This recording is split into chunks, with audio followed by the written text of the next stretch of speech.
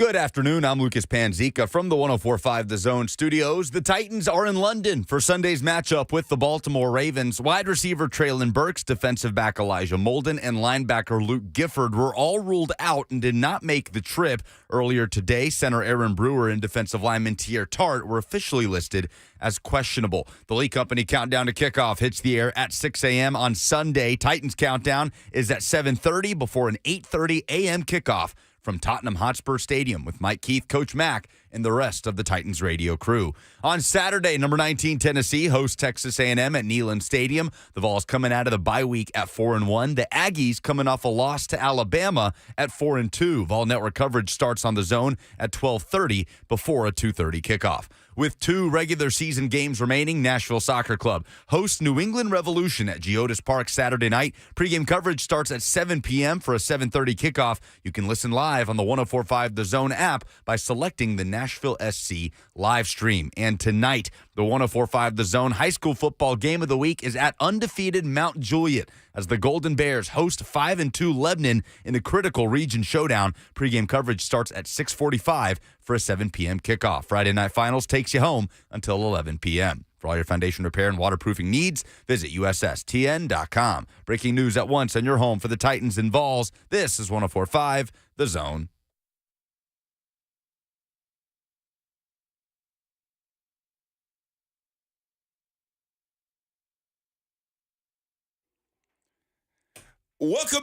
Welcome into a fabulous Football Friday right here on Blaine and McKee. Mickey's off today, of course, so you got me, Be Hizzy. Brad Hopkins filling in alongside of the man, the myth, the legend, Blaine Bishop.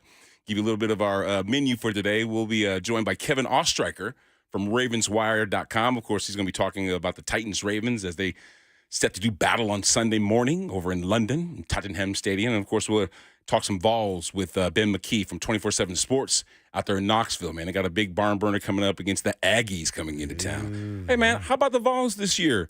I think it's like their 6th SEC game they could possibly win, 12 in a row. This is number 13. They're doing pretty good. Well, I don't know. I thought they were at 14 going on if they made it right. I think it's 13. Yeah, this is number 13. 13 at home. They've won 12, and they're heading for number 13. Oh, man. Yes, I sir. thought it was 13 in a row. Man. Not yet. You got ahead of yourself, bro. Yeah, I'm already counting the bases. So, of course, and we're always going to be joined by you, the listener, at 737-1045. If you got a thought, if you got something you want to yell at Blaine about, you can go ahead and give us a call. No. Yeah, Brad. Get Brad, man. No, we'd love to take phone calls, of course, and because you're a part of the show, too. So let's get started, man. We've got a fabulous Football Friday. Matter of fact, Lucas Panzica and I are going to be doing the Lebanon Mount Juliet game tonight. Oh, y'all calling the game? Yeah, man. Oh, that's the game of the week? It's going to be fun. We talked to Coach Perry and Coach Gentry during the week. It's been fun. And I bring that up because you yourself are doing some coaching. Oh, but yeah, we're on our bye. Yeah, Independence High School. Yeah. I'm just the cornerbacks coach, so, you know. What do you mean you just the cornerbacks coach, right, man? yeah, You're training killers out there, bro. No, not at corner. I'm training ninjas. Different. Different. Yeah. What is the difference between a ninja and a killer? Well, a killer is you hit everything that moves. Oh, and a ninja's what? He follows everything that moves. Oh, he follows everything moves and then slits the throat later. Yeah, I get it. You get the interception. You can't use those kind of words there in practice in high school. But yeah, I use ninja and other little tea leaves there to relate to the young bucks. Man, they're doing a fabulous job. I think we're 5-3, coming off a bye just like everybody else in Williamson County. So we come back and we have Brentwood High School next Friday. Wow, Brentwood's pretty good, aren't they? Yeah, I would say they're the best. The best in the Williamson County for sure. You know, what's funny is yesterday I was talking to Edward George over at his office at TSU. As they get ready for Norfolk State. Their homecoming game is this weekend, of course, at Nissan Stadium. So I had to go over there and with Dan Lang and get some comments from him. And I thought this was really cool, the fact that I was sitting in his office talking to someone that I played with who is now coaching. Yeah. And now I'm sitting here on a Friday hosting a show with another guy I played with who is coaching. Oh, wow. So, I don't know. That's great. I'm acting like I'm coaching. What do you mean you act like you're coaching? Well, you have a wealth of coach, knowledge, bro. You got a wealth of knowledge that you're passing on to these youths. That is really my main point for doing it. So it's been fun, man, enjoyable, really exhilarating for me, and that kind of gives me that younger spirit, taking myself back to when I was in these kids' shoes in high school and where I was wet around the whistle and had no idea, and who would expected that I'd be the one coming out of my high school anyway, which you actually played with a couple of my teammates from high school at your university, at Illinois, that I would be the guy that has an impact in the league. So timing's everything, being on the right place, right time, on the right team. Really benefited me a lot, but I kept grinding, kept believing, and that's what we got there at Independence. We got some really hard workers. We have no 5-stars, no star guys, period, on our team. So you can do that. You can be pretty good in high school, even though you don't have any star players. Some really good high school football players that if you play as a unit, you can win. And Coach Stidham and crew, man, and the staff, man, have done a fabulous job. I'm super excited. Work well with these guys. Also Dex is on the staff too. Dex stop! McCuster. Get out of here. Yeah, he's the running backs coach. Nice. Yeah. So it's been enjoyable, much more for me than the kids even know. Did you like Dexter when we played against him? The reason why I asked that is because all those quick jitterbug type dudes. guys are hard to He hit. still got a lot of juice in his legs too, man. You should see him in practice. I'm like, man, ain't no way.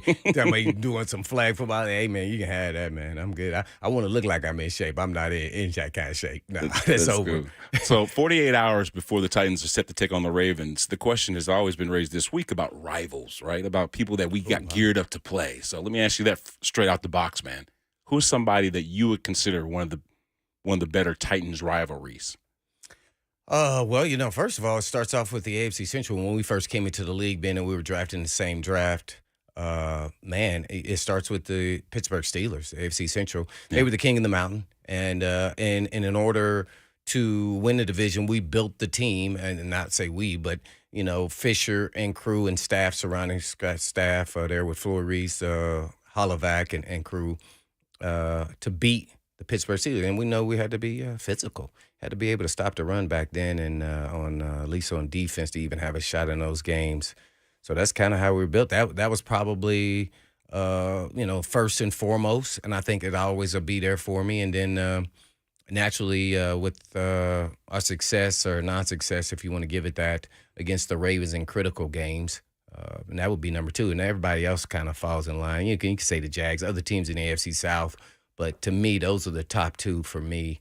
It always hurts to see the Ravens and then see we come up short in a critical moment with the best team I've ever played on, which the team is not the team that went to the Super Bowl, which was the next year's team was better.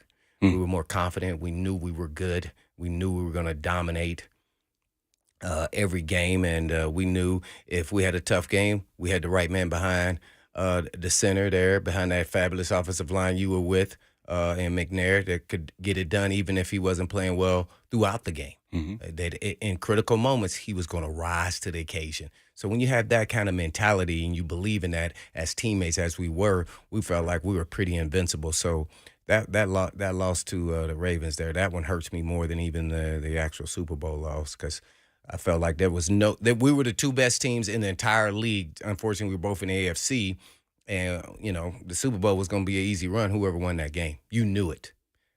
So that was So I could say that. But physicality, the Steelers were first. We double shoulder padded up. We were probably already putting things on top of our helmets back then when it wasn't assigned to. Let's say that. So that was always tough, good weeks, man. I used to get pumped up and excited about it. All I remember is Bill Cowher always calling me Cowboy. Was that because of your bow legs, or? Yeah, that's why. Yeah, and then when they scouted me coming out, it's just close team. We just had good conversation throughout the time. So. It was cool. What would you say is yours? Because yours may be different because you were in the trenches, naturally going against guys. I could go half of a game and not even touch anybody, where you touch somebody every game. So probably some physical battles you had, maybe be the Steelers, but I'm sure it was some other ones. No, actually, it was the same as yours. I think it's because it was drilled into our head how physical those contests were going to be, right? So we got geared up every single week to play those guys. Well, let's get RJ's thoughts about that. Hey, Joseph, is RJ in Phoenix?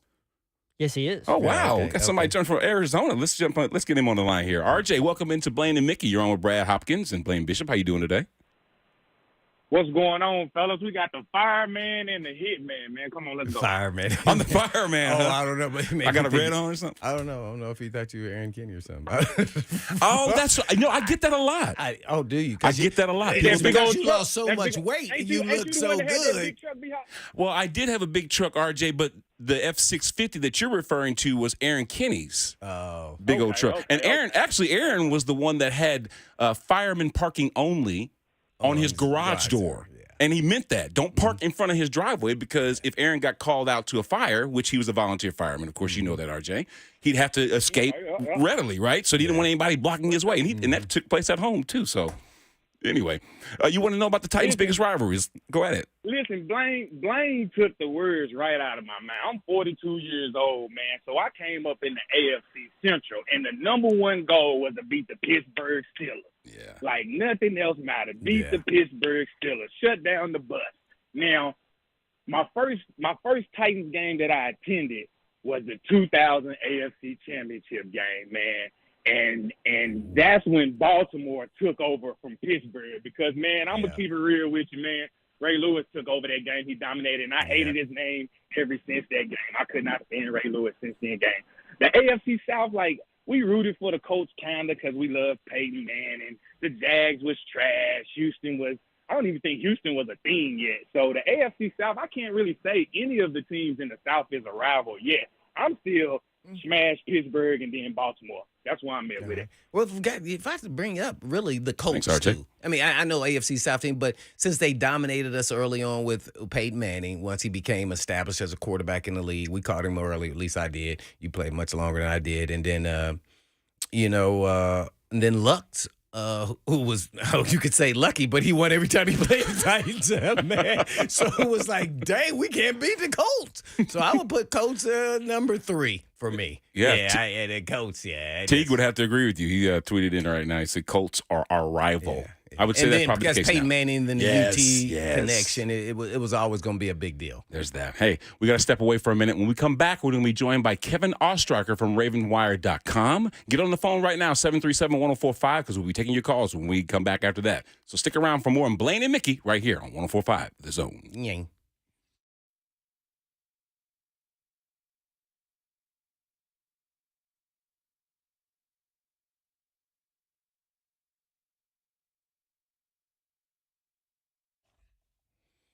Just because summer is over, that doesn't necessarily mean your to-do list is. The Cool Ray team is here to help, and they'll waive the service fee if your visit requires a repair. You're having a plumbing problem that's popped up out of nowhere? Well, their plumbing team has you covered. You have an electrical issue you've been putting off? Well, the electrical team at Cool Ray can be there for you as well. And of course, if you have an HVAC unit that is starting to struggle and put along, they can repair that, all while waiving the service fee. And you can still save up to $1,250 on brand new Timstar home comfort systems. Plus, they boost the 10-year parts and labor warranty on new Timstar home comfort systems. So schedule your next visit online at coolray.com. No phone call, no wait, no worries. You pick the date and time that works for you. That's coolray.com.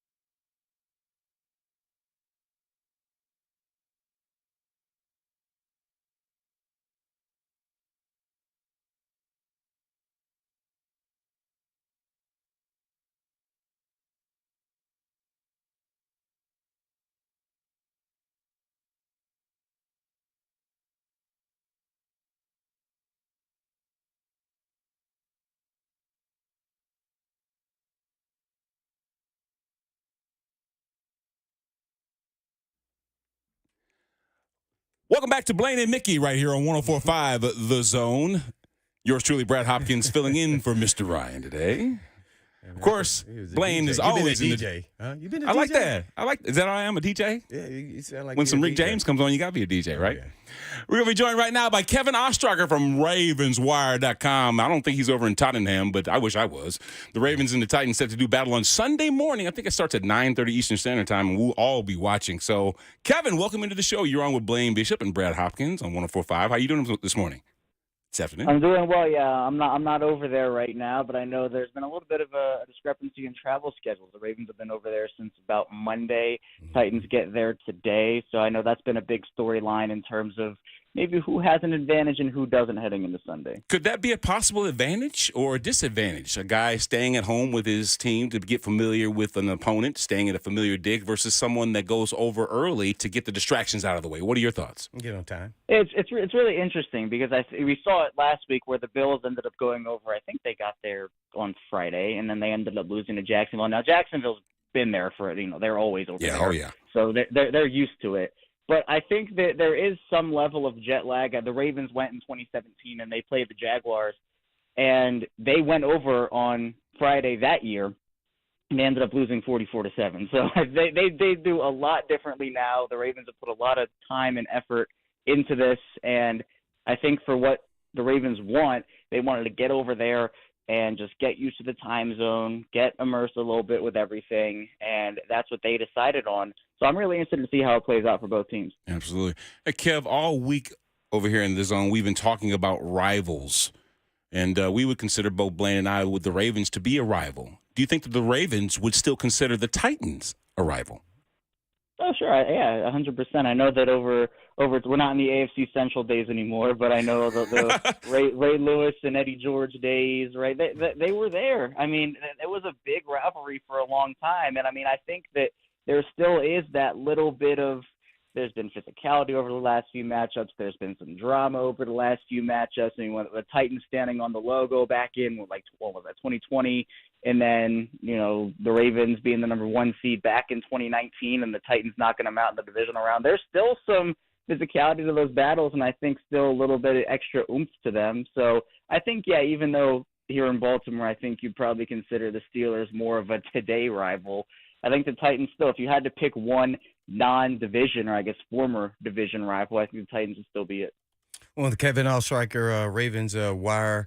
Let's first start with the quarterback, Lamar Jackson. It looks like he's starting to get comfortable. How is it, I guess, in the Todd Monken offensive play so far? What has Lamar Jackson looked like with that big contract? Well, he's been good so far. I think he's never going to be a quarterback that goes out there and throws for 5,000 yards. That's just not how the Ravens offense, whether it be Greg Roman or Todd Monken, would operate.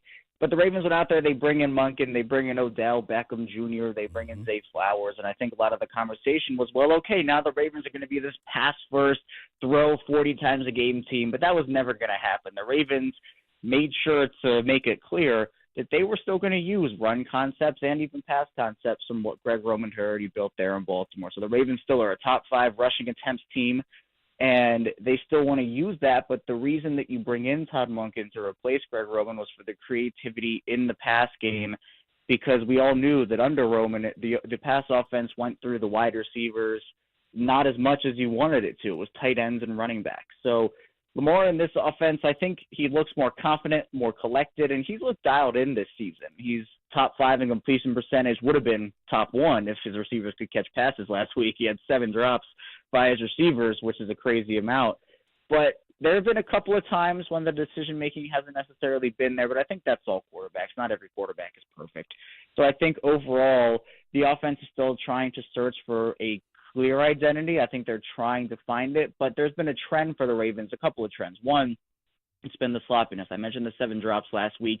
They had 13 penalties in week 1. They had 4 fumbles on 4 drives in week 3. So it's been a different thing every other week, and it's been to an extreme. The other thing is that the Ravens have either started really fast, like a great opening drive or a great second drive, but then fizzled out over the course of the game, or they've started slow and then gotten hot over the course of the remainder of the first half or in the second. So for me, I think what the offense wants to see, what Lamar wants to see, is just a more consistent effort for a full 60 minutes right now. But overall, Lamar's looked good, in my opinion.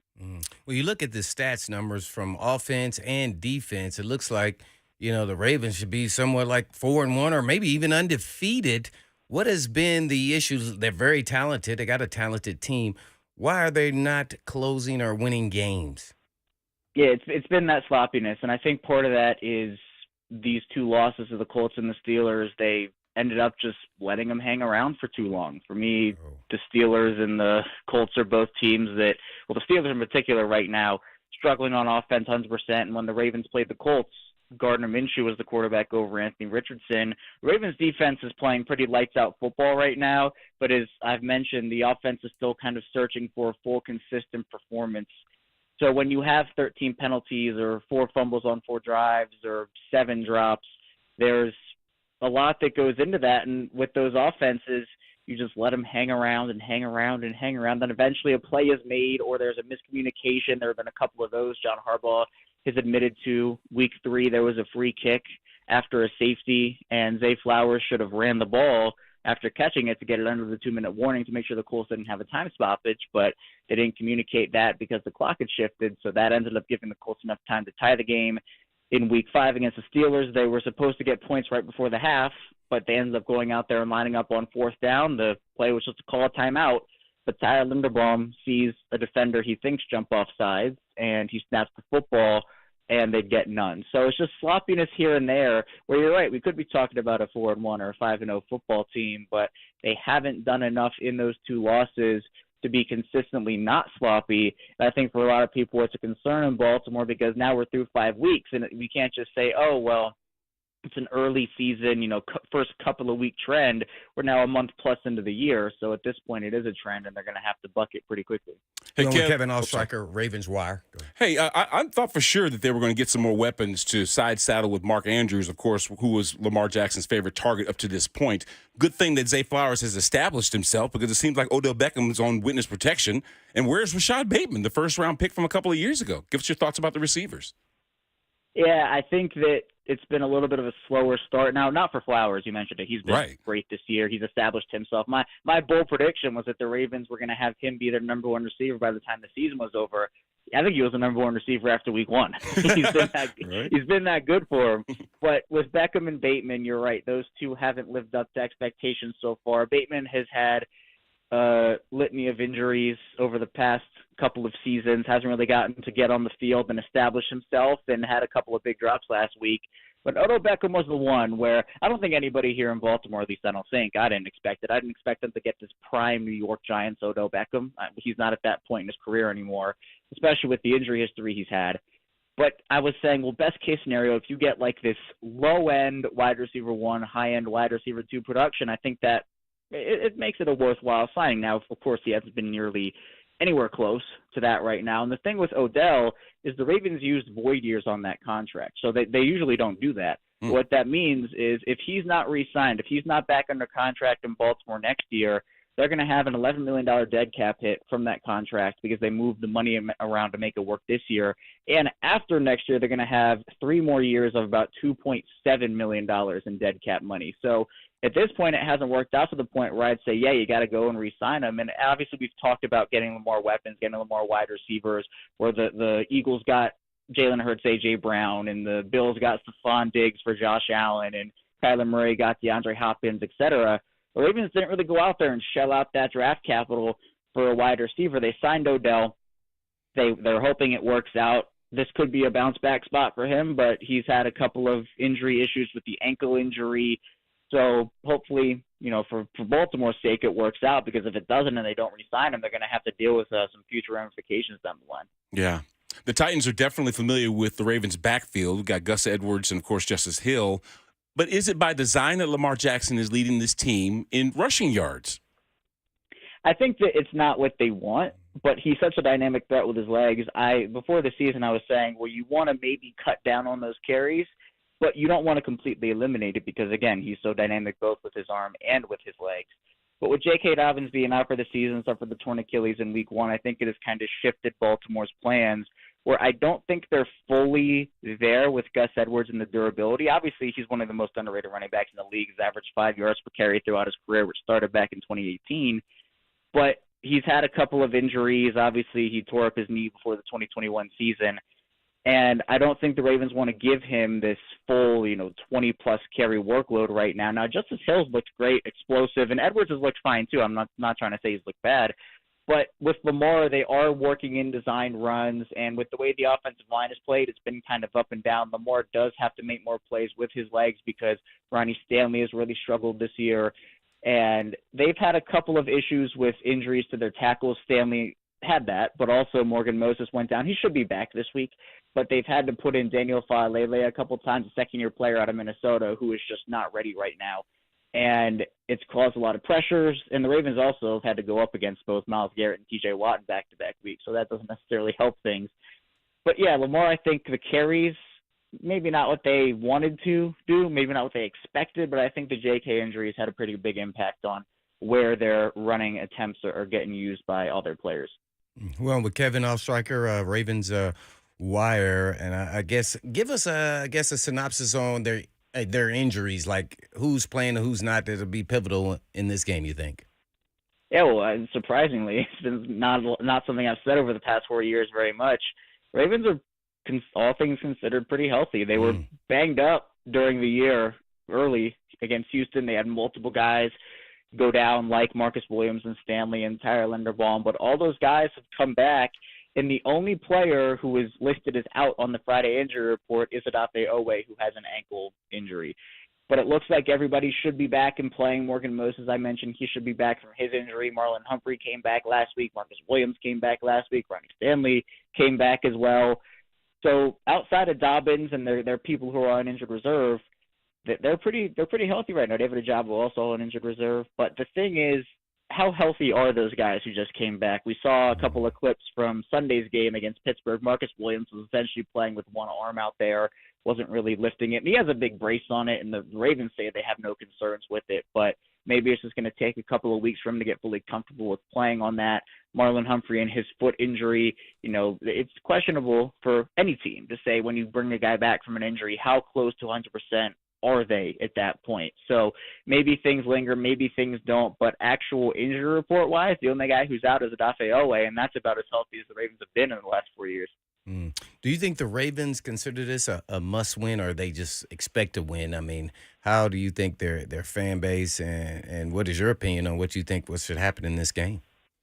Well, there have been a lot of those games where the Ravens are either favored or, on the stat sheet on paper, they're heavy favorites. But we've talked about that before against the Colts and the Steelers. And those two teams went in there and took it to the Ravens. They hung around and they won the game. So, yeah, on paper, it should be a game that I think the Ravens should win. But in the NFL, you can't take any opponent lightly. The Titans still have Derrick Henry out there. They bring in DeAndre Hopkins, who's been a talk of Baltimore for years. So Titans end up bringing him in. And they have some players on the defensive side of the ball, too. The Titans' run defense has been pretty good this year outside of what happened last week with Zach Moss. But I think where the Ravens probably want to go out there and exploit is in the pass defense area. The Titans are bottom 10 pass defense right now. You want to bounce back from that 7-drop performance, and I think they can do that. But it's about them playing and not making mistakes, them not making sure that the Titans can hang around in that game. The defense has been playing really well. But again, these abroad games can be really weird where I don't think we see like 30 points, 35 points put up in a bunch of these. Now the Ravens had it done to them, 44 by Jacksonville the last time they went out there. But I think that it's a big bounce back spot for them because if they don't win this game, they're on a 2-game losing streak. It's another AFC loss, and they're coming back to Baltimore to play Detroit, who looks really good this year so far, top of the NFC North. So I think it's not a must win in terms of if they don't win this game, they don't make the playoffs. But I think just for their confidence and for their morale, it is. So if I had to pick, I would say Baltimore wins this one. I'd probably give it a final score of around 24-14. Not a game that's a blowout, but a game that I think the Ravens should probably win. But again, this is the NFL. Anything can happen, and anybody can beat you. So you can't take anybody lightly. Well, Kevin Oestreicher, Ravens Wire. I saw that Jadeveon Clowney, the former Tennessee Titan, missed practice on Wednesday with an illness, but he was back in the practice field on Thursday. So I saw 14 hurries, a couple of sacks. This is a team that can get around the quarterback, and we're trying to keep Ryan Tannehill upright up here. Should we be concerned, Kevin? Clowney's actually been great for the Ravens. I know he's an old friend over in Tennessee with his season over there, but he's looked great for them actually. Signed late in the offseason. I know there were questions for him about the durability and the potential leadership and the pass rush, just consistency, but he's been one of their best pass rushers, and he actually should have like 5 or 6 or 7 sacks this season, but he just can't bring the quarterback down. He's gotten into the backfield a lot, and I feel like it's been a theme with him where, he gets there but can't finish the play. And Marlon Humphrey actually called him Mr. Almost on one of his victory Instagram lives. But he's going to be good to go in this one off the injury report. And for the Ravens, they're a team that's second in sacks this year. Now, their pressure rate hasn't reflected that, but Kyle Hamilton, they've used their corner and safety blitzes really well this year. Mike McDonald has schemed up a lot where he wasn't very aggressive blitzing. Like with Don Martindale of Baltimore, he lived by the blitz and died by the blitz. It was pretty much all he did, cover zero, cover zero, cover zero, and he's doing that in New York. But McDonald, he's not like that, but he's been a lot more aggressive with his blitzing this season, and part of that is because the Ravens sometimes have issues getting consistent pressure when they just rush 4. So they'll bring Patrick Queen up the middle, they'll bring Roquan Smith up the middle. They signed Kyle Van Noy as well a couple of weeks ago. He's had a couple of pressures. But with Owe being out and Ajabo being out, you were expecting those two, like in July before Clowney was signed, you were expecting those guys to be your top 2 pass rushers. Those guys have now essentially been replaced for the moment until Owe gets back, maybe Ajabo too, with Clowney and Van Noy. So at this point, the Ravens are going to need some interior pressure too from guys like Justin Madubuike, Broderick Washington. Michael Pierce has looked great this year, both as a run defender and as a pass rusher. So for the Ravens, it is about getting to Ryan Tannehill early, making him uncomfortable, and kind of speeding up his internal clock to make sure he can't get those passes off, whether it be to Hopkins or somebody else. Hey, Kev, like we know that job security is kind of rare air in the National Football League, even as a head coach. So the question would be, John Harbaugh's been there for a number of years. Is this team where they need to be to not consider him on the hot seat? Yeah, this is one of the most intriguing questions that I think I've been asked in a while, because for John Harbaugh, I've thought about it, where, look, the reality is this team has not been back to the AFC Championship game since they won the Super Bowl back in 2012, 2013. We all know John Harbaugh had a bunch of early playoff success with Joe Flacco. Those two were almost unstoppable for the most part early in their tenure together, with multiple AFC Championship games. Should have made the Super Bowl back in 2011, 2012 when Billy Cundiff missed that field goal and Lee Evans dropped the pass in the end zone. But it hasn't been that way. I think the Ravens have had, if I'm not mistaken, 2 home playoff games since they made it to the Super Bowl and won it. And you've gotten rid of, parted ways with both your coordinators in back-to-back off seasons. Don Martindale last off season, and then Greg Roman this off season. So if there is, I'm a big person of like growth and playoff success, because obviously you can be a great regular season team. The Ravens have been under John Harbaugh. I'm not trying to diminish that, but being regular season champs or having a great regular season isn't the goal, or at least it shouldn't be the goal for these NFL franchises. It needs to be, is there continued growth? And if you want to have a timeline, 2018, Lamar Jackson's rookie year, comes in, goes 6-1 over the final 7 games for Joe Flacco. They lose in the wild card round. That's fine. Essentially it saved John Harbaugh's job. 2019, you go 14-2, you lose in the divisional round. It was disappointing, but it was growth. 2020, you win a playoff game and you lose in the divisional round. That was growth. But then these past 2 seasons, it's been they've missed the playoffs and they lose in the wild card round. And injuries have had a big part to do with that. But you can't just blame every single thing on injuries. So for a team now in 2023, if there's another year where they lose in the wild card, lose in the divisional, not even make the playoffs, I mean, what's next? You've already fired both coordinators. You're not going to move on from Lamar Jackson. You just signed him to a huge contract. I mean, do you fire the special teams coordinator? I mean, I think the next logical step would be to have a serious conversation at least about John Harbaugh. And it's not that I think John Harbaugh is a bad coach. I actually think he's still one of the top coaches in the league. But sometimes welcomes are just outworn, and tenures just have to come to an end.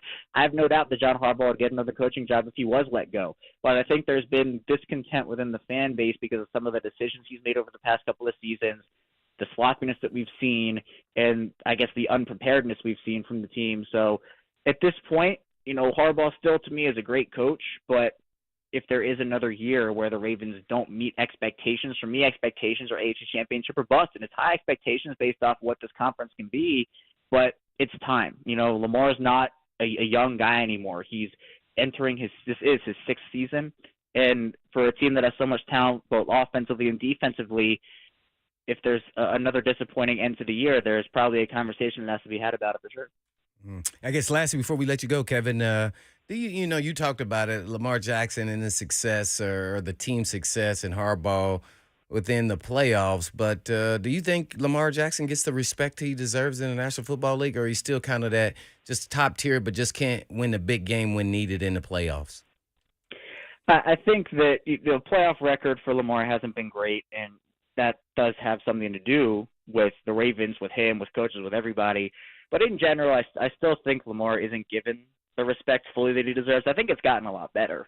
I think a lot more people do respect him, and they've seen him and what he's able to do. They've seen the lack of help he's had around him. Because, again, we're not talking about a team that's given Lamar a Stephon Diggs or DeAndre Hopkins or A.J. Brown or one of those players, and it was in an offense for a long time. He was in that where Greg Roman probably should have been let go last year or 2 years ago, depending on who you ask. There are multiple varying opinions on it.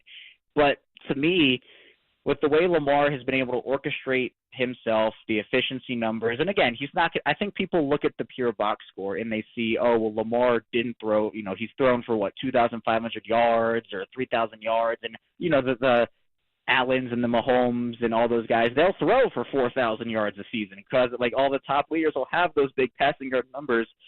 That'll never be Lamar. But with his dynamic ability as a runner and as a thrower, you want to utilize that, and so that's why he's not going to get there. Lamar has had a couple of issues with his deep ball accuracy. There are weaknesses in his game. I'm not saying he's a perfect quarterback, but compared to some of these other guys, having him ranked below Deshaun Watson or a Dak Prescott or some of these other quarterbacks, I think to me that's when you kind of get into okay, what are we watching here? Is it because of just pure passing yard numbers? And there was a segment, the national media, I think, kind of twists things where his receivers drop passes and then you kind of blame Lamar. So to me, I think that, again, it's gotten better. I think we've seen a lot of people, both locally, nationally, kind of come around on Lamar, admit they were wrong. But I think with Lamar in particular, his mistakes are kind of amplified a little bit more than most quarterbacks, and his successes are kind of tossed under the rug. And I'm not saying that he doesn't get respect by anybody. Again, locally, nationally, he's gotten that a lot more than he did early in his career. But I think compared to some of his other top quarterback counterparts, we're still not fully there in terms of Lamar getting the respect that he deserves. He is Kevin Oestreicher from RavensWire.com. Kev, you've been fabulous today. We'll catch up to you soon. Absolutely. I appreciate you guys having me on. Thanks so much. All right. When we come back, we're going to be opening them up to you on the phone. Jason in the Borough, you stick around, talk some high school football. 104.5 The Zone. We'll be right back with Blaine Bishop and yours truly, Brad Hopkins. Stick around. We'll be right back.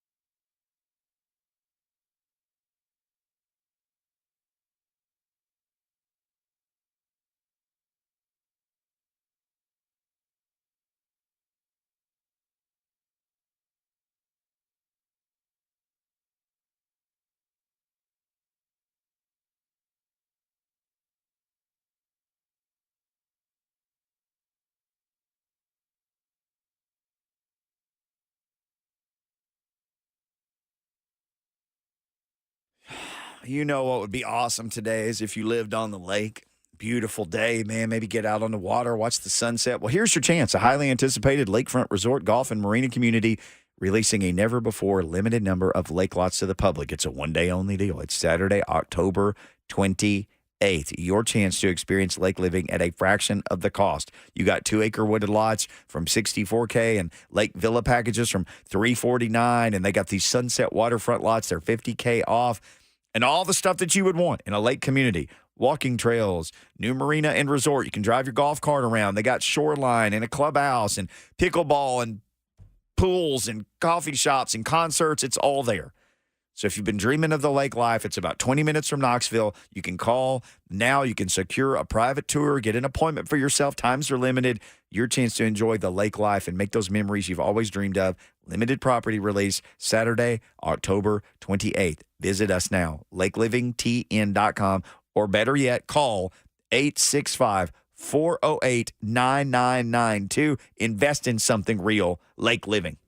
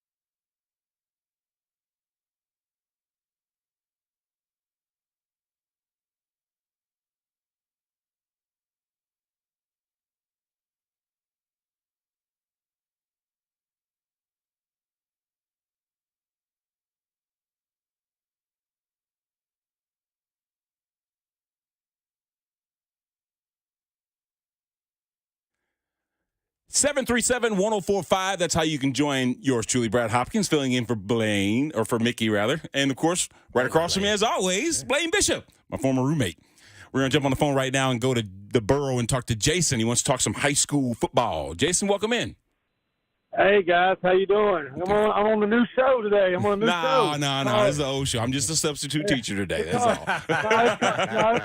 Nice. We gotta call it the Titans Talk with Be Up and Be Hot. There you go. Okay. There you go. Gotcha, What's on your mind? You want to talk some high school, huh? Yeah, I was going to say one thing about the Titans, too, before I said that. I was going to say the Titans, whatever y'all are doing, if you're sleeping on the wrong side of the bed when you're on the away games, do the same thing you're doing at home and do the same. Take it with you on the away game. bring it with you, your bed, whatever you need to do. And on the football game tonight, guys, I'm a Lebanon alumni, and y'all have got it's gonna be an upset tonight, man. Uh-oh. You look out when you watch this guy Key Crowd for the Lebanon Blue Devils. His name's gonna be called so many times, and if you haven't looked at any of his stats, man, check him out. He's a dynamic player. Yeah, we got Lucas in here. Yeah, we talked to Coach, and as a matter of fact, he said the same thing. That is a name that we're probably going to be using a lot tonight because that kid, he does everything. Oh, so he's like His brother graduated last year. His brother was there last year. Yeah. Okay. He's in Indiana now for college. Oh, I'm sorry to hear that. I'm sorry. I'm from Illinois, man. I'm a Big Ten guy. Yeah. Oh, my. He's a big bully us. But, all right. You have a good day. All right. Take care, Jason.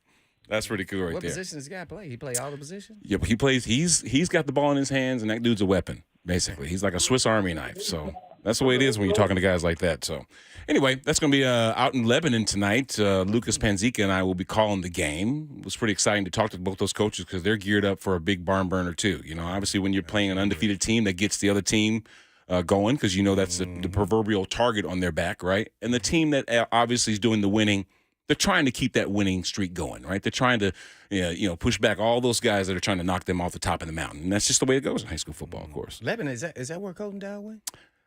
You got me. I think. No, or did he go to Wilson County or something? Maybe. I think he went to Lebanon. Well, you need to know your competition, Blaine. You're a high school coach now, bro. Yeah, well, they're not playing there. Not yet, anyway. He went to Wilson Central High School. He went Wilson to Central. Okay, Wilson Central. That was right on the tip of your tongue, wasn't it? Well, I was thinking that. Wilson Central. It all works out for them. Hey, man, yeah, I'm just studying the passing game. Man, I ain't got nothing to do with the running game. That's some big dudes up front fault. If it gets to us, we in trouble. You know what's funny is that we were talking during the break about how hard it is to replace talented people at our level, at the pro level. Because, maybe if somebody gets injured or if they're not playing very well, Christian Fulton and other players. But Christian Fulton's been a target, I guess, this week naturally because of untimely penalties. It's just like, you say, okay, let's bench him. And then you go, well, we're benching him already for a lesser player in the National Football League. So you go, well, is this worth it? Now, because once you do that, now you can also lose a guy mentally, that was the starter. I don't think Christian Fulton's that guy. I think he's actually overly confident. I think that's his big issue in this. Yeah, I think he is. Do you ever listen to him talk about, well, I just had a couple technical errors. So in his mind, he goes, whether it be in my technique or the referee calling plays against me, then other than that, I was pretty good. And that's how he kind of sounds. So I don't think it's about confidence with him. I don't think you have that issue. But if it was me, I would wait and let it all settle itself out here going into the bye week. There's no need to rush into, and I know he's made some, bad calls or he had some calls go against him earlier in some other games. But you want to see if he can rekindle what he had because he has a lot at stake too. So his contract is up. So are you going to be a free agent or are you going to be in a middle-of-the-road veteran 4 or 5 million guy or are you going to be a 10 or more type guy? So he has a lot at stake. So I think he is pick-a-boon in the backfield untimely because he's looking to make a big play because that's getting paid. See, that's what I think this is about. Not more or less that he's just playing bad after having a good offseason, a good, training camp and preseason. I think it's because he's trying too hard to make plays. And B-Hop, we've both been in games where we all are trying to make the play, and then ultimately you're not doing your responsibility to a certain extent all the way. And so I think that's what's going on here, and I think he just needs to settle down and just play within the scheme of the defense, within the scheme of what they're calling, and then play your technique from there. Nice. 737-1045 is how you can join Blaine and myself. We're going to step away. When we come back, we'll be taking, obviously, more of your phone calls. But, hey, listen, there's a lot going on. We got the high school football tonight. We got the Vols, and we're going to be talking to Ben McKee from 24/7 Sports coming up in about 30 minutes, so stick around for that. But, hey, we'll be back with more Blaine and Mickey right here on 104.5 The Zone.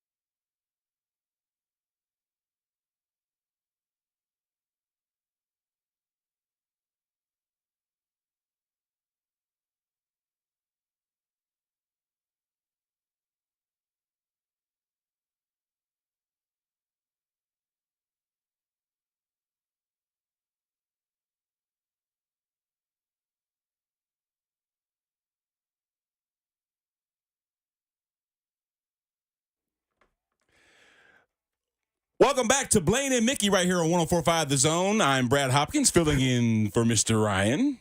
And joined, as always, Blaine Bishop in the driver's seat. Big guy, what's going on? Hey, listen, 104.5 is obviously the flagship of the Titans, and we're talking about the Titans going over to London to play the Ravens, and what a great contest that's going to be. But we've also been talking about high school football today, and there's something that you just brought to my attention, Blaine, I didn't even realize. What's that? You and I had both been to Hawaii. We played in the Pro Bowl. We've done all these things, and played in the Super Bowl together. But you have 2 state championships in high school. Yeah. You know how many I have? 0. I don't think I ever won more than 5 games in high school. Well, that's why I was saying that you could win. We didn't have any elite play. Well, we had 1 or 2, but naturally, and I wasn't even considered even though I made all conference, I would consider like some 5-star. I was no rated guy, so I wasn't a big time recruit. I was hoping I was going to go to Illinois, hang out with you with all my other buddies from my high school, but that didn't work out. They said I weren't good enough.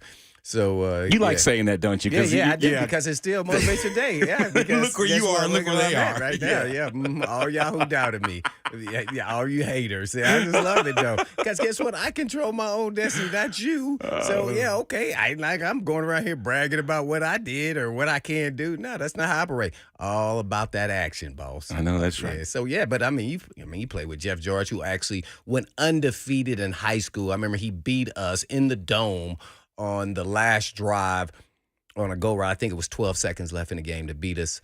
In regular season, naturally, they were 6A and we were 3A at the time. So, but that was my contest against Jeff George. And naturally, he did not throw that on my side. No, of course he didn't. You locked out on your side, I'm just kidding, but no. I was, you're not. Hey, man, you got to be smart now. You can't be getting the press coverage, only 12 seconds left. Come on, man. That's right. Yeah, We're going to be joined by Ben McKee from 24/7 Sports talking Vols here in probably about 15 minutes or so. But we're going to go back to the phone lines right now. It's 737-1045 is your time now to jump on. We're going to go to Rock Island, Illinois. Shut your mouth. That's my hometown. Oh, man. Wait. How much when did he get the check? That's what I'm going to ask Mark. Mark, when did you get the check from B-Hop, man? Did he send the check in the mail? You already got it? Go ahead, Mark. You're on. Hey, what's going on? Blaine's talking to you, Mark. He asked you a question. I was just making sure that you got the check in the mail from B-Hop to call in and his hometown and all that, okay? When I heard the scene Brad was going to be on, I had to call in and talk about some high school football because, it's that rivalry there with Rock Island and Moline.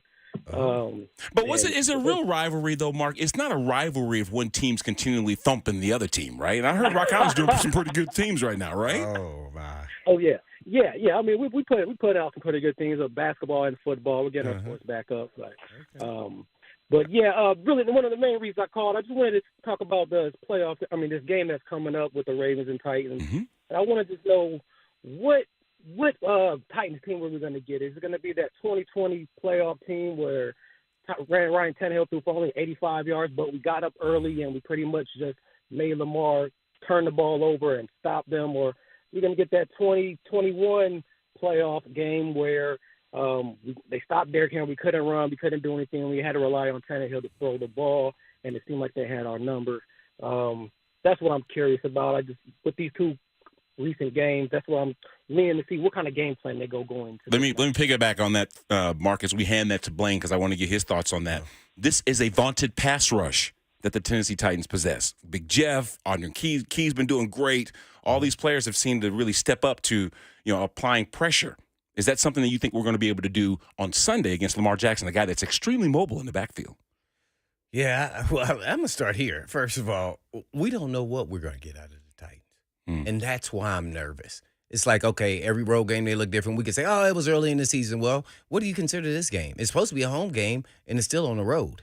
After their performance against the Colts, I know it was one performance, but that performance scared me so much. I didn't think that could ever happen in the season, to be honest, for them to give up that much yards rushing. So you have no shot if you're going to let teams rush that much against you. It puts all layers of the defense from D-line to linebacker to secondary into play, and it puts them in a bad position, and you're just not going to win games. So I'll be stunned if they perform like that. I just think that the Ravens can counter with their good offensive line and run game and efficiency on offense as well as their defense. So their defense is one of the top rated in the red zone. They get after it. They blitz. They got good front guys. So I think they counter what we do. So this is going to be a tough one here for me to see where they're at. The Titans, I don't think they'll have the dropsies again. The Ravens, you go watch it. They should have won the last game pretty easily, to be honest. Guys dropping touchdowns. Dead in their hand, and nobody defended it. They just dropped it. Yeah. Bateman, and he took ownership, and I was looking at his timeline, and he was like, that's my fault. That game's on me. Oh, okay.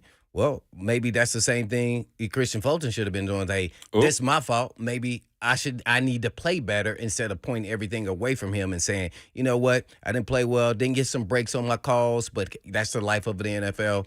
Cornerback, he kind of got to phrase it that way where it's not looking like you're not trying to take somewhat of the blame, the things that happen in the game, especially with you. Touch on that just a little bit more, because obviously passing the buck seems to be part of that conversation whenever you're asking someone about their performance and their coach says otherwise than what you said. There might be obviously a difference of opinion, but how would you handle that? It's hard to kind of fall on your own sword, isn't it? Well, let's start with Vrabel. First of all, I would have never told the media that I had a thought about benching a player after the game. I'm not doing that. Yeah. That we're not going to have that's supposed to stay in-house within the family. So I'm not doing that. You could say something broader where you could say, well, I consider everything at any point in time with any player. See, that ain't saying it was him, but hey, I'm going to consider all that. We trying to win. I'm trying to win games. So I would never want to isolate one player unless I'm having a conversation with him and it becomes somewhat of a public deal. We keep all that in-house. Hey, keep working, keep grinding. But he's got to know that it's getting towards the end of, tolerating some of the snafoolery you want to give it at some point in time. But right now, for me, that's not on the table. I'm making it through the bye week. He has to do something really egregious in this game for me to yank him, because I know I can't go to better players. Now, they may perform a little bit better by doing their job, but I'm not going to have that big play ability, and that's what you're not getting out of him. Usually he makes a play. This one here, this in totality, this whole game, I'm just nervous about it in general because I don't know what to expect. And what is actually the identity of the team? Yeah. Like, literally. Well, we always say King Henry, but we're not even, he's not part of the equation. He's part of, the offense, but he is not the domineering part of this offense like he was last year. And it's by design, to be honest. You could tell. Well, I think that obviously when you have an offensive line that's in flux, guys coming and going, there's not an established, concreteness about the run game. So, but the one thing I know you're loving that right there, right? I'm not loving it. Right. It's just an obvious thing. You know what I mean? No, tell everyone how running the football helps you in pass protection. Oh, my gosh, it's everything. Because when you're running the football, Blaney, you know this. You're controlling the line of scrimmage. And what happens ultimately is when you have that kind of control over the line of scrimmage, the defense is forced to bring more bodies into the box. So now you've got more bodies in the box to slow down the run at the line of scrimmage. And what does that mean? That means that the secondary is exposed. Now play action, now RPO, those things that you can take big shots down the field are more readily available. Why? Because you have guys that are trying to slow down 22. But you have to have that established first. Now, I think they're using them in that manner as a decoy sometimes. But I don't know. We were talking about it yesterday, the run-pass ratio, you know what I mean, especially in first and second down. And you would think that this is you don't want to be predictable and say Derrick Henry left, Derrick Henry right in the first couple of downs. That was last year. Right. But that seems to be how you gain momentum because Derrick doesn't seem to be, in my opinion, one of those running backs that can stand there in a shotgun next to the quarterback and all of a sudden just build up momentum and get going. He needs to have those big bodies up front in a three-point, in my opinion, pushing and then letting the quarterback under center. And I don't care if they know it's a run or not. So you're talking about the fourth down call that you didn't like. That's what you're telling me, right? Oh, no. That's what you just told me, right? You call me a chicken, too? I mean, hey, I don't think anybody liked the call because that's not putting, Derrick it's a Henry physical in a game. You're right. short yardage. Come on, man. But, sometimes now we all know this. Some coaches overthink things, think they were preparing to do something, and so we countered it with this. You always, before you want to be a snap-foolery judgment of a play call or should they went for it on fourth down or a play, you try to put yourself in the shoes, not the fandom of it, but also what the coach is thinking. And he could have been thinking, man, I think they're going to do this, so we're going to line up Henry here, and they always know we pass, so now we're going to run.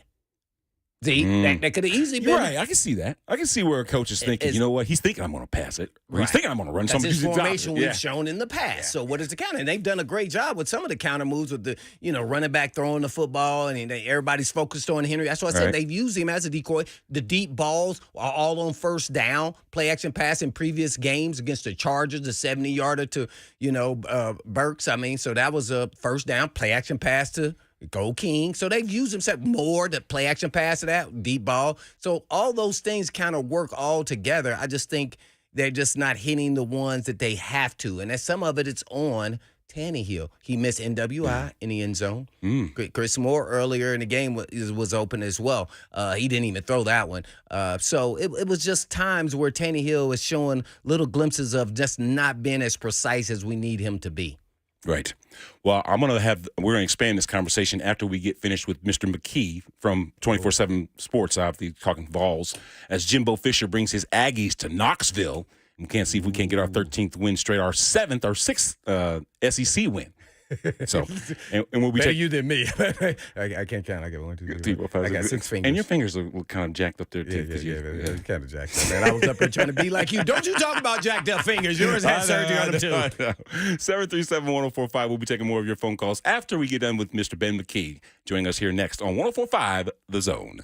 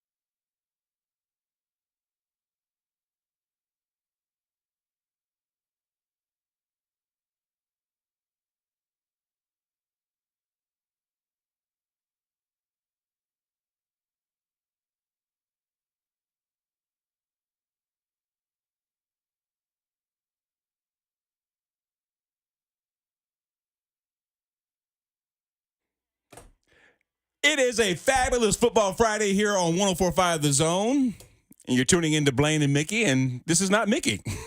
Mickey's hanging out, of course, and you got Brad Hopkins here filling in, and, of course, side-saddled Blaine Bishop as we talk about all the things that are going on this weekend in sports and otherwise, too, particularly high school. We've got some barn burners going on tonight. As a matter of fact, Lucas Panzica and I will be out in Wilson County covering the Lebanon-Mount Juliet game. We've got an undefeated team with a crosshair on their back and a team that's hungry to take them down. And obviously a rivalry. And we talked about rivalries, too. Rivalries considering the Ravens and Titans are going to do battle on Sunday morning. I think that starts at 9:30 Central Time. I think that they're 6 hours ahead of us, so it's going to be a good start for them. Yeah, I'll be on there at 6. Yeah. Ooh, we got an early morning on Sunday. Oh, yeah. Yeah, man. That's why I like it. And, of course, we got another SEC contest in Neyland Stadium. It's a checker game. Yeah, checkerboard. Checker game. Isn't that crazy? You ever been one of those? No, I've watched it on TV a lot. It looks pretty cool. Yeah, I love the environment. You didn't have the checkers in Illinois? No, we didn't have nothing pageantry like that. Nobody was at y'all games anyway. Everybody was at our game. What are you talking about? Illinois, y'all had a pretty good team. Kind of tell us a little bit about y'all teams. How y'all did pretty well, man. At Illinois, yes. We were lucky enough to have a pretty good class of kids that came through. We won the Big Ten championship my redshirt sophomore year. And that Jeff George was your quarterback, right? Yes, sir. Yeah. Howard Griffith. Remember Howard? Oh, yeah. He's on Big Ten Network. Yeah. He was my running back. As a matter of fact, in the NFL. He has the single game rush touchdown record at 8 touchdowns when we beat the Southern Illinois Salukis. He put it on himself. Put it on the Salukis. So, why do you put it like that? Hey, it's the next opponent, bro. Yeah. It's the next opponent. At that time, was it? They were considered 1AA? They weren't. Shut up, 1AA. No, I know because they recruited me. Nobody said I was a Division I player, so I'm assuming that's what they were. I'm done talking to you. That's in Carbondale, Illinois. I know exactly where it's at. I've been there and everything. Let's go to Neyland and talk to Ben McKee from 24/7 Sports. Ben, welcome on. Get me out of this segment talking to Blaine, man. How you doing today? Oh man. I'm doing great. How are y'all doing? We're doing pretty good. Hey, first question out the box, man. You know, Joe Milton had some pretty big shoes to fill. I think at one point in time, Hendon Hooker had the Tennessee offense ranked number 1, you know, and they had actually a great year. So what are your thoughts about the job that Joe has done filling some pretty big shoes to this point? Yeah, I think Joe has done fine for the most part. I mean, the easy answer is obviously he's not Hendon Hooker, right? And that's no disrespect to Joe. That just speaks to how great Hendon was last season. I mean, Hendon should have been in New York at the Heisman Trophy ceremony, and he put together one of the greatest seasons that a quarterback ever has in Tennessee football history from a statistical standpoint. And I even think more than just a statistical standpoint when you look at where Tennessee was and who they were able to beat last year and win in double-digit games in just year 2. So that speaks to Hendon. That's no disrespect to Joe, but I do think Joe has played fairly well this season. I certainly think there's a lot of plays that have been left on the field, but I also don't think that he's played as poorly as Twitter or the message boards or talk shows maybe want to discuss. He is operating the offense at a high level, doing what the coaches want him to do in terms of assessing the defense pre-snap and getting them in the correct play based off the numbers in the box and out on the perimeter. They've been very pleased with him there. He is coming off of a 2-interception game against South Carolina, so he had been taking care of the football up until that point, and I do think that will prove to be an outlier. He rarely puts the ball up for grabs for the defense, so there's certainly plays that are still left to be had out on the field, but I think he's been fine. It's hard replacing talented players like the ones that we've seen getting drafted last year. You know, what are your thoughts right now on how they're restocking the shelves? Yeah, the receivers aren't where I thought that they would be coming into the season, and that's for a number of different reasons. I think a lot of people, myself included, I'm calling myself out when I say this, but we just assume that because Velus Jones, Javonte Payton, Cedric Tillman had success in year 1, and then Tillman, Brew McCoy, Jalen Hyatt were awesome in year 2. We just assumed that Dante Thornton, Brew, Squirrel White, Ramel Keaton would be awesome this year, and Squirrel White has played really well. Brew McCoy was playing really well until that unfortunate ankle injury he suffered against South Carolina. But Ramel Keaton hasn't necessarily played at the level that I thought he was going to play at so far this year. Not that he's been bad, but I just had real high expectations for him because he's a veteran, and he hasn't quite tapped into that. And they'll certainly need that now with Brew McCoy out.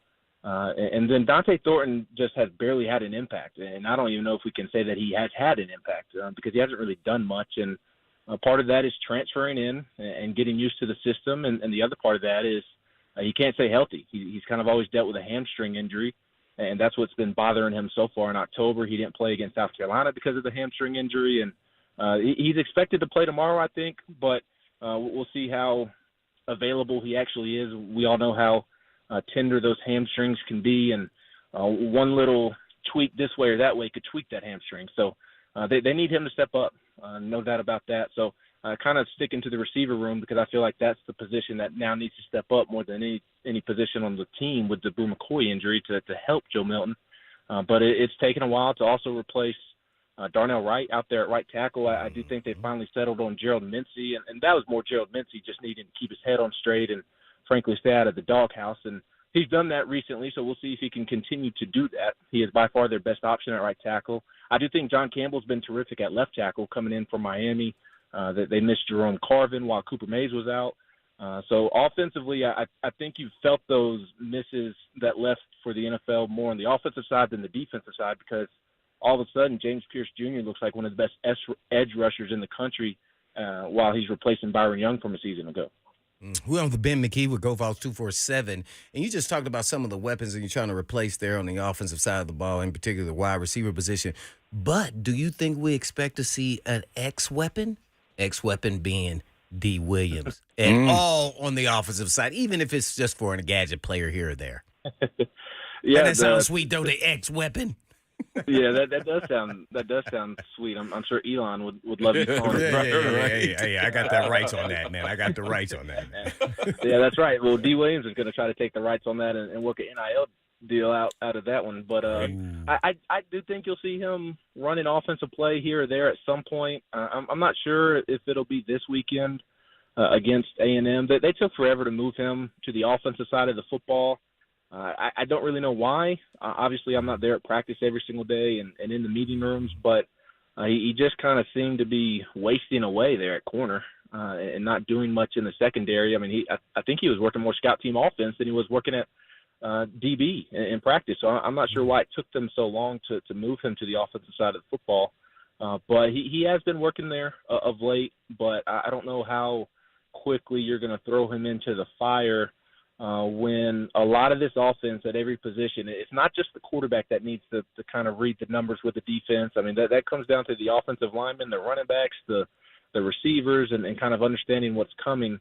So it is fairly simple once you pick it up, but I do think it may take a moment to pick it up and fully understand what the process is. So because of that and also because they love tempo, if he's in there to start a drive and you start running tempo, then you can't sub him out or else you can't go tempo. So how do you balance that as well? I think you really have to pick your spots of when you want to run a gadget play or so. So I'm not ruling it out against Texas A&M, but I think we'll see that more prominently as we get into maybe the end of the month and especially into November. We're on with Ben McKee, Go Vols 247. Ben, I guess lastly for me is, what was Heupel's approach for this, let's say, off week to making sure that the guys peak at the right time, with 2 weeks in between an actual game, which is always tough. You never know with, young guys and if they can perform and prepare at the highest level on game day.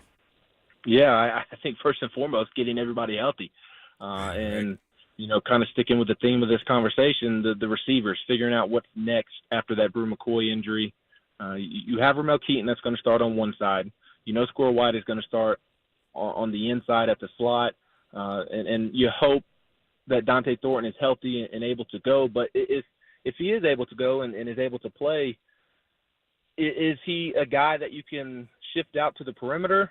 I don't know that they've seen that from him just yet. Right now, I'd kind of say he's sort of a one-trick pony, very similar to the situation Jalen Hyatt was in year one under Heupel, to where he was strictly a slot receiver, wasn't as fluid in and out of his breaks within his routes, and was just kind of a deep ball threat. That's really what Dante Thornton is. So this upcoming offseason, he's really going to have to work on route running and being more fluid within his routes.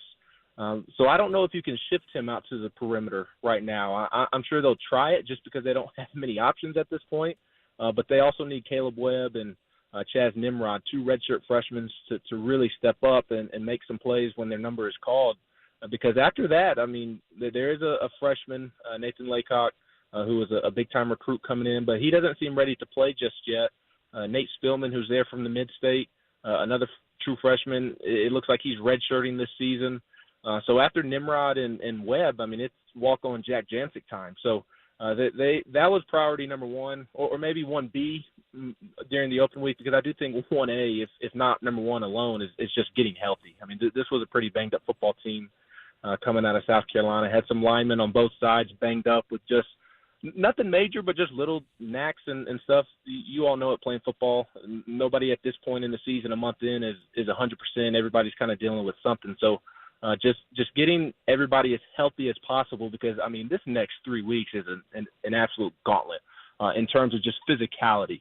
Texas A&M is a very physical football team, especially up front defensively.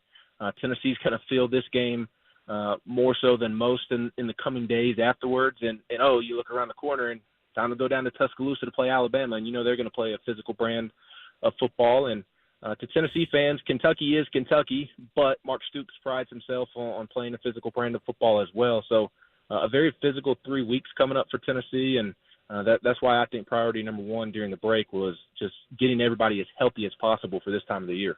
Hey, you have it for Ben McKee. Go Vols 247. Big man, how jacked do you think Walter Nolan will be to play against the Vols, a team that he probably watched growing up, just down the street in Powell High School? And another thing, how in the world did Josh Heupel let a 5-star that close to the campus go down to Texas?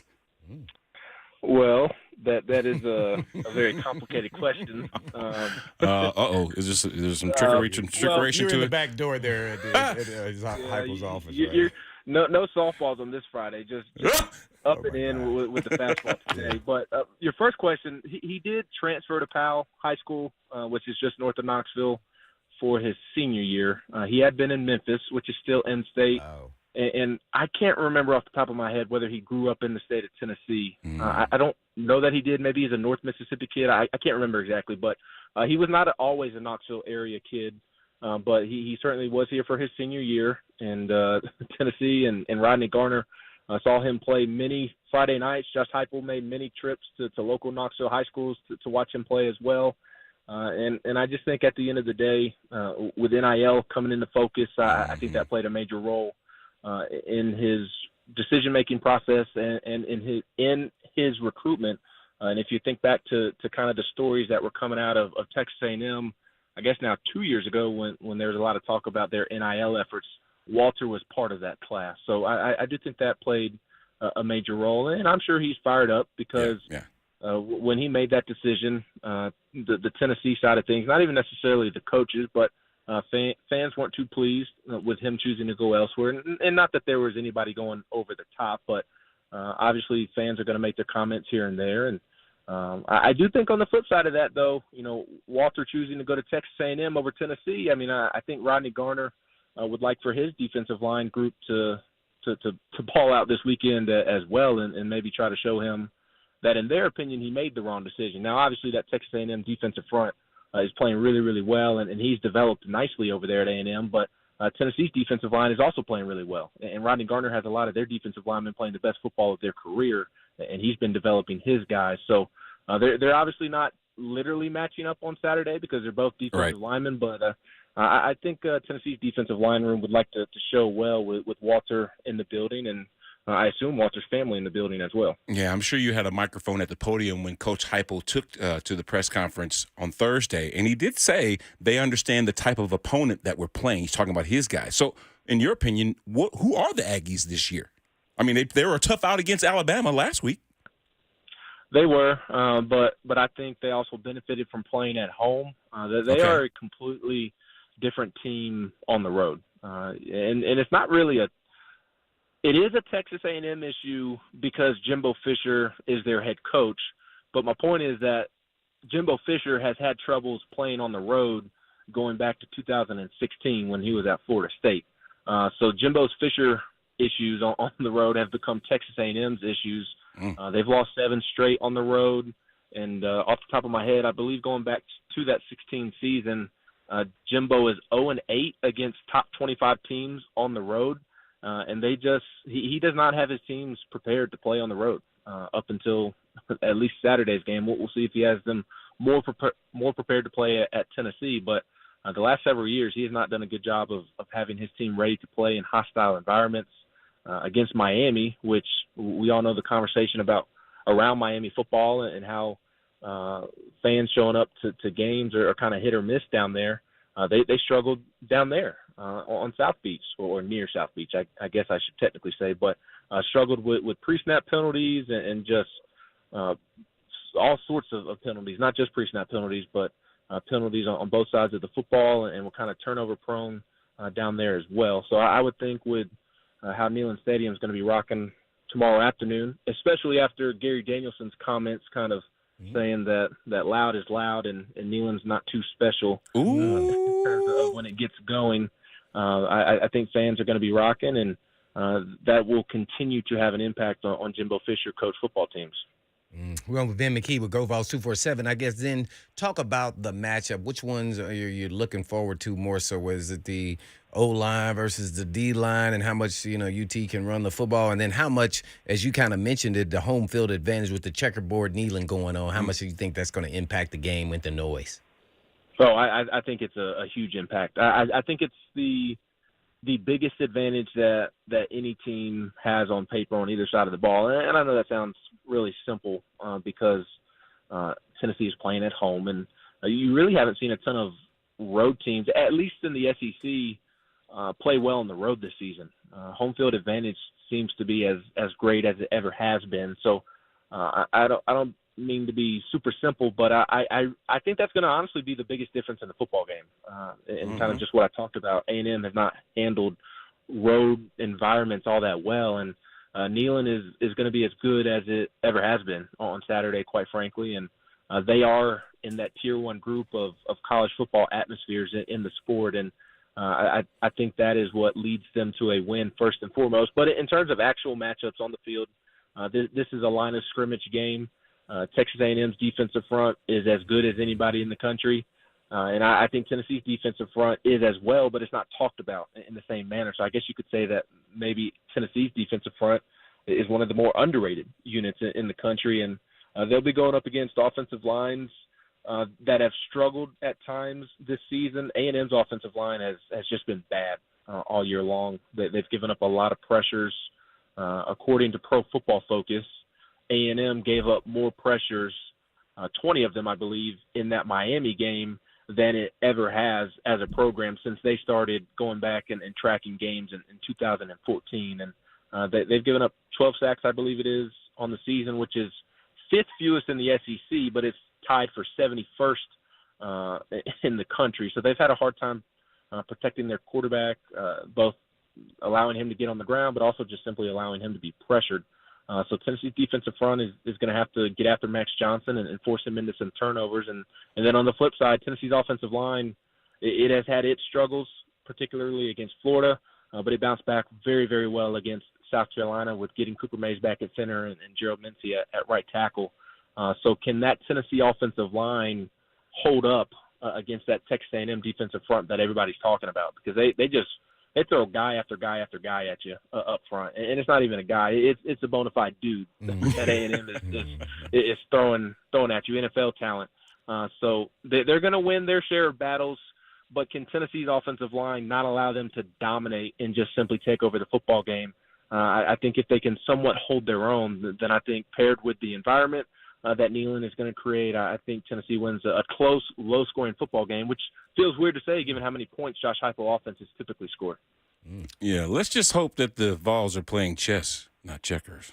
I had to get that in there. One more question, though, real quick. We got to ask him about recruiting, how everything is going, recruiting and commitments and everything else, where they sit at right now. Yeah, did you sign anybody? I think we just signed somebody.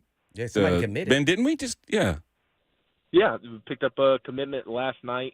Dylan Lewis, a defensive back from Milton High School down in, Georgia. I guess, Marietta, I guess is the technical town, but the Atlanta area. Now, he is a 2025 commitment, so he's just a junior in high school, so we'll have to wait another class for him to get to campus. But picked up him, and Tennessee actually already had one of his defensive back teammates committed. The last names are no. So Tennessee has 2 defensive backs committed from that Milton secondary down there in Georgia, both 2025 guys. But the current class, it's going really, really well. Right now it's a top 10 recruiting class. We at 24/7 just released our new updated rankings yesterday, and if I'm not mistaken, with the rankings updates, Tennessee bumped up to number 6 in the country in recruiting. So most of the hay is in the barn for this 2024 class, and it's really, really talented from top to bottom. I think there's a lot of good depth in the class on top of your premier guys like a Mike Matthews, the 5-star receiver from Georgia.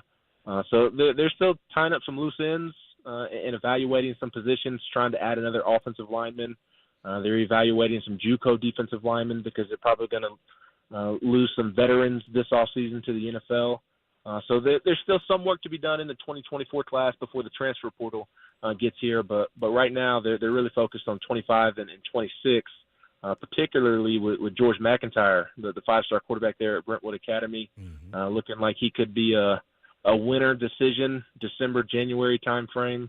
And he'll be on campus this weekend. He's been to Tennessee many, many times and recently released a top 10 within the last week or so, and he'll be back on campus tomorrow. So the attention hasn't completely shifted to the next couple of classes, but it's starting to, especially starting at that quarterback position with George McIntyre. Well, obviously, the next time we talk to you, Ben, we'll be talking some hardwood since the guys are on the practice court right now getting ready for a tough season. Obviously, Rick's guys are getting geared up for another SEC schedule, but you've been fabulous, and we'll catch up to you soon. Yeah, I appreciate that, and hope you all have a great rest of your day and a great weekend. All right, that's Ben McKee right there, ladies and gentlemen, from 247's Go Vols Sports down there in Knoxville. Hey, when Blaine and I come back, we're going to wrap up the show right here on Blaine and Mickey by taking your phone calls at 737-1045. Stick around. We'll be right back.